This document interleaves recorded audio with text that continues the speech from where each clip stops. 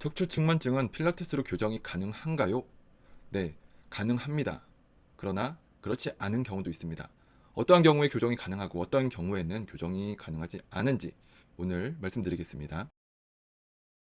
척추 측만증, 스콜리오시스는 척추가 정중앙축에서 측면으로 비정상적인 망곡을 형성하는 상태를 말합니다. 일반적으로 C자형 또는 S자형으로 나타나며 척추의 회전과 흉곽의 비대칭도 동반됩니다. 그림에서 보시는 정상적인 척추와 이 C자형 그리고 S자형 이러한 척추 측만증이 있고, 이것은 그냥 뒤에서 보는 1차원적인 모습이지만 또 회전까지 동반해서 다양한 형태의 척추 측만증이 있고, 또한 구분등, 편편등, 골반의 전방경사, 후방경사, 좌우 불균형 이러한 여러 가지 원인들을 함께 동반하게 됩니다. 척추는 33개의 뼈로 이루어져 있고 경추, 흉추, 요추, 천골, 미골로 나누어집니다. 경추, 목뼈는 7개의 뼈로 구성이 되어 있고 흉추, 등뼈는 12개로 구성이 되어 있습니다. 그리고 요추, 허리는 5개, 천추 5개, 미추 4개 이렇게 있지만 이 천추와 미추는 아동기 때는 각각 분리가 되어 있고 자라면서 이게 하나의 뼈로 같이 합쳐지게 됩니다. 그래서 이 33개의 뼈를 하나의 척추라고 표현을 합니다. 척추는 4가지 방향으로 움직일 수가 있습니다. 굴곡, 앞으로 숙이는 움직임, 그리고 신전, 뒤로 젖히는 움직임. 지금 이 앞으로 숙이는 게 굴곡, 뒤로 젖히는 게 신전, 그리고 옆으로 하는 축굴, 그리고 회전, 이렇게 4가지 방향으로 우리 척추는 움직일 수가 있습니다. 그리고 각각 우리 목뼈, 등뼈, 허리뼈마다 움직임의 각도들이 있습니다. 각도들을 조금 더 자세히 보시면 우리 이 흉추, 등은 앞으로 숙이는 게 35도까지 가능하고 뒤로 젖히는 건 25도, 옆으로 축구라는 건 20도, 회전은 35도까지 가능합니다. 그리고 요추, 이 허리는 앞으로 숙이는 건 50도, 젖히는 거는 35도, 옆으로 축구라는 건 20도, 회전은 5도. 그래서 우리가 옆으로 이렇게 도는 동작을 할 때 사실 허리의 움직임은 5도밖에 움직이질 못하고 나머지 이 흉추에서 20도가 돌아가기 때문에 우리가 몸통을 옆으로 돌릴 수 있는 것입니다.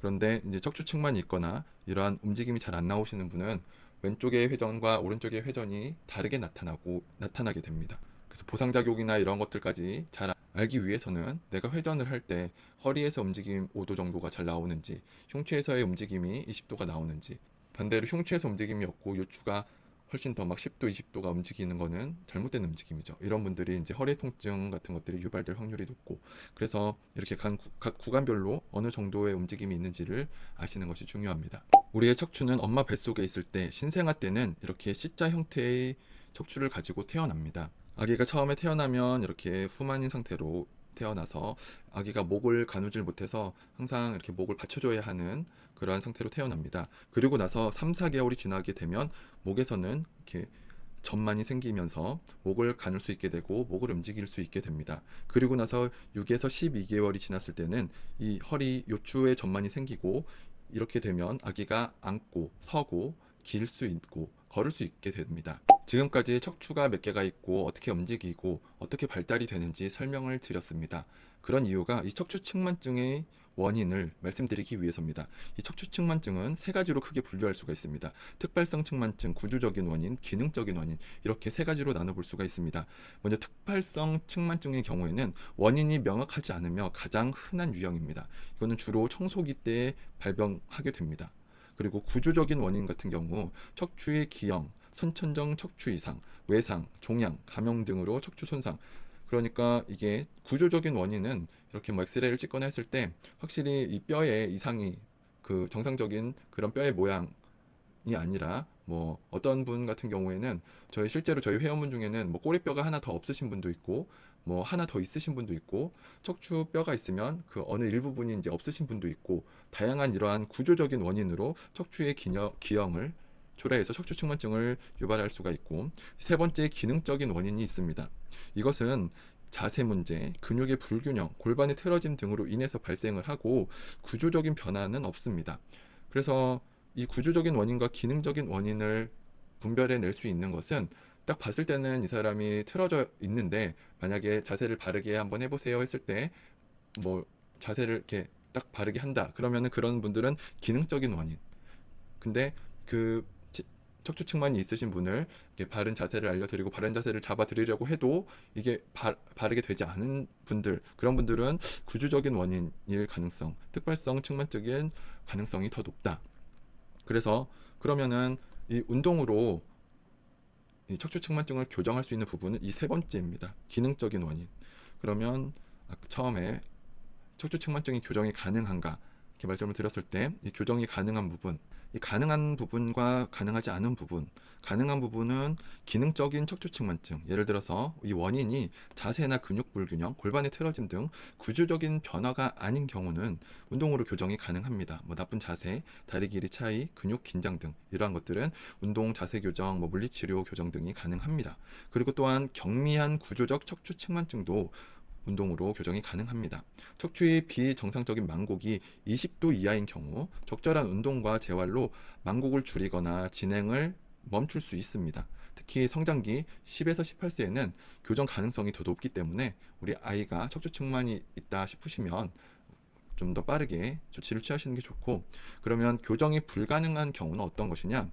구조적 척추 측만증, 선천적 기형이나 심한 만곡, 각도가 40도 이상 척추 측만이 있으신 분들, 그리고 성장이 끝난 후 발생한 척추 측만증은 완전히 교정하기가 어렵습니다. 척추 측만증이 있을 때 교정 운동을 해야 하는 이유가 무엇일까요? 바로 2차적인 문제가 발생하기 때문입니다. 그것을 하나씩 목부터 이제 허리까지 한번 살펴보겠습니다. 먼저 경추 같은 경우에는 7개의 뼈로 구성이 되어 있고, 아까 우리 척추 중에서 경추가 가장 가동성이 큽니다. 움직임이 가장 크다는 것은 그만큼 뭔가 변형도 크게 일어날 수 있다는 것이고, 이 우리 목뼈 같은 경우에는 목뼈에 이제 측만증이 생기면 뭐 일자목, 거북목 이러한 것들이 이제 발생이 되겠죠. 그 일자목, 거북목뿐만 아니라 이제 이렇게 회전까지 동반을 하고 측골까지 동반을 하면서 우리가 뭐 사진을 찍거나 할 때 이제 사진사분이 뭐 고개 반듯하게 하세요, 뭐 왼쪽으로 턱 조금 움직이세요 하고서는 뭐 웃으세요 했을 때 다시 또 좀 막 틀어지고, 이런 것들이 바로 우리 목 경추는 이 가동성이 크기 때문에 더 쉽게 조금 변화가 일어날 수 있다. 그런데 이렇게 목에 측만이 생기게 되면 그 목의 기울기에 따라서 어깨의 높이도 달라지고, 한쪽 어깨가 더 올라가고 한쪽 어깨가 더 내려가고, 그리고 두통, 목 통증, 그리고 신경 압박 등으로 손저림, 이것이 흉곽출구 증후군이죠. 이러한 것들이 발생이 되죠. 그래서 이러한 증상들을 또 개선을 하기 위해서는 우리가 이제 운동을 꼭 같이 해줘야 한다. 그럼 흉추에서 한번 보겠습니다. 우리 이제 등뼈는 12개로 구성이 되어 있고, 그리고 이제 등뼈는 이 갈비뼈와 함께 연결이 되어서 흉곽을 형성을 해서 우리 몸 안에 있는 뭐 심장, 간 이러한 것들을 또 보호하는 역할을 하죠. 그리고 회전의 이 동작 범위는 굉장히 크지만 앞으로 굴곡을 하거나 이렇게 상체를 들어 올리는 신전의 움직임은 좀 가동 범위가 제한적입니다. 그래서 이 흉추는 이 회전의 가동 범위가 크기 때문에 이렇게 흉추가 회전할 확률이 좀 더 높겠죠. 그래서 이 척추 측만증의 이 흉추의 변화 때문에 이 갈비뼈의 모양이 달라집니다. 그래서 앞에서 봤을 때 한쪽 갈비뼈가 튀어나와 있고 한쪽 갈비뼈가 들어가 있는 이러한 것들이 흉추의 척추 측만증으로 인해서 발생하는 것들이 많고, 이로 인한 증상이 폐 용량이 감소하고 또 비효율적인 호흡 패턴을 일으키게 됩니다. 자, 이렇게 등뼈, 흉추가 있고 갈비뼈가 이렇게 함께 연결이 되어 있는 형태로 우리 흉추와 늑골이 구성이 되어 있습니다. 그런데 척추 측만이 생겨서 이렇게 몸이 한쪽으로 기울어지게 측만이 생기면 앞으로 숙였을 때 오른쪽 등 쪽이 더 튀어나오게 이렇게 올라가 있고, 이것을 이렇게 위에서 잘라서 봤을 때는 여기가 이제 척추고 이게 이제 갈비뼈가 이렇게 형성이 되어 있습니다. 그런데 문제는, 자, 이게 이제 반듯하게 있을 때 이 모양인데, 이쪽 오른쪽에 이 폐가, 이 공간이 좁아진다는 것이죠. 그리고 이 공간이 좁아진다는 것은 우리가 호흡을 할 때 이쪽이, 오른쪽이 더 확장이 되질 못한다는 것입니다. 그러면 우리가 호흡을 할 때 양쪽 갈비뼈가 이렇게 늘어나면서 공기를 이렇게 많이 들이마시고 내쉬고 이렇게 해주는 것과, 오른쪽에 늑강근들, 오른쪽에 이 뼈의 움직임들이 제한이 있어서 오른쪽이 호흡을 잘 못하게 되면 상대적으로 왼쪽을 조금 더 보상을 하게 돼서 왼쪽으로 더 많은 공기를 들이마시려고 하게 됩니다.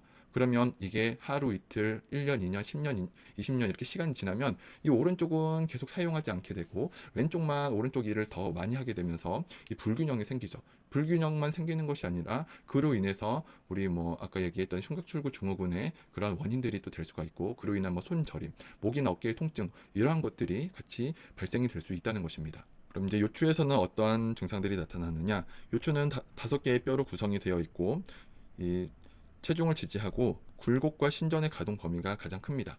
이 골반 우리 이제 요추는 앞과 뒤로 움직이는 이 움직임이 가장 크고 회전의 움직임은 제한이 있습니다. 그래서 우리 이 골반 부위, 허리 부위에서 가장 쉽게 발생하는 불균형이 요추 전만 아니면 요추 후만 일자허리 이것이 좀 크게 발생이 되는 것입니다. 그래서 이 안정성과 가동성의 균형이 중요하고 이것을 운동을 통해서 개선을 시킬 수가 있죠. 허리는 회전의 동작이 잘 안 나오고 앞뒤의 움직임이 잘 나오고 우리 이제 등은 회전의 동작은 잘 나오지만 앞뒤의 움직임은 잘 안 나오고 그런데 얘네들의 균형이 깨지면 이 외형적인 변화도 생기게 하고 그로 인해서 통증 같은 것도 유발이 되게 한다는 것입니다. 그런데 그러한 것들을 혼자서 스스로 균형의 패턴이 깨졌을 때는 혼자서 어떠한 영상을 보고 따라하거나 뭐 그룹 운동을 해서 그것이 좋아지게 하기는 사실상 좀 어렵고 개인 레슨 같은 것을 받으시면서 내가 동작을 할 때 이 허리의 움직임을 잘 하고 있는지 등의 움직임을 잘 하고 있는지 이러한 것들을 정확하게 피드백 받으면서 운동을 하시는 것이 굉장히 중요합니다. 그래서 요추의 변화로 인해서 허리와 골반에 비대칭이 생기고 그로 인해서 한쪽 다리가 더 길고 한쪽 다리 체중이 더 실리는 경우가 생기고 이것이 계속 지속되면은 한쪽 다리가 더 두꺼워지고 더 무거워지고 이러한 것들을 느끼실 수가 있습니다. 또 허리 통증, 골반 틀어짐, 하체 근육의 불균형이 발생이 되고 보행 패턴이 비대칭적으로 변하면서 피로감이 증가 많이 걷지도 않는데 금방 피로해지는 이러한 것들이 나타나게 되는 것입니다. 경미한 구조적인 척추 측만이나 기능적인 척추 측만은 무조건 운동을 하시고 교정을 하시는 게 좋고 또 교정이 어려운 그러한 척추 측만이신 분들도 운동이 필요한 이유들이 그로 인한 증상을 완화해야 되기 때문에 운동으로 인해서 통증과 피로를 줄이고 삶의 질을 향상시킬 수가 있고 또한 더 이상 그 만곡이 진행되는 것을 방지하는 효과가 있습니다. 구조적 척추 측만증의 진행을 늦추고 척추의 안정성을 유지하기 위해서 운동을 계속 해주셔야 하고 또한 호흡 기능의 향상 아까 말씀드린 것처럼 이 흉곽의 가동성 그리고 호흡의 효율성을 높여서 양쪽의 이 늑강근들, 갈비뼈의 움직임들, 횡격막의 움직임들을 잘 움직일 수 있게 운동을 통해서 회복을 시켜 주어서 산소 공급이 제대로 원활하게 해주셔야 이 체력 증진에도 도움이 되고 또한 근력 강화와 균형 회복, 약화된 근육을 강화하고 긴장된 근육을 이완하여 신체 균형을 유지할 수 있습니다. 뭐 목 근육 같은 특정 근육들이 더 자꾸 피로해지고 이제 요추의 불균형으로 인해 한쪽 다리에 체중이 더 실려서 한쪽 다리의 피로감, 근육의 크기가 더 커지고 이러한 것들을 예방하고 양쪽의 균형을 맞출 수 있다는 것이죠.